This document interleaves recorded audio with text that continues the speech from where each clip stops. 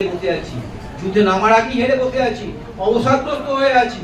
তা ভগবান বলছেন যে না, শুধু বিষাদগ্রস্ত হয়ে থাকলে হবে না, তোমাকে আমার মধ্যে দিয়ে সবকিছু আমি করে রেখেছি, কিন্তু তুমি নিমিত্ত হলেও তোমাকে উঠতে হবে, কর্ম করতে হবে। এবং এই কর্ম করার জন্য যে যে কর্মের পদ্ধতি সেগুলো তিনি বিশদভাবে বলে গেছেন। কি কর্ম করতে হবে, যোগ্যার্থ কর্মণা, মানে অন্যথায় কর্মবন্ধন করতে হবে।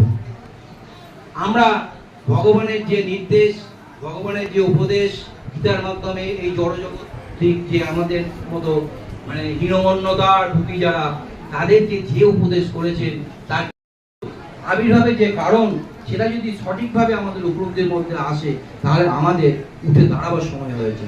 ভগবানের আরাধনা, ভগবানের ভজন কীর্তনের সঙ্গে সঙ্গে আমাদের এই যে অধর্মের বিরুদ্ধে যুদ্ধ ঘোষণা, অঘোষিত যুদ্ধ কিন্তু এখনো চলছে। এই যে প্রাসঙ্গিকতা,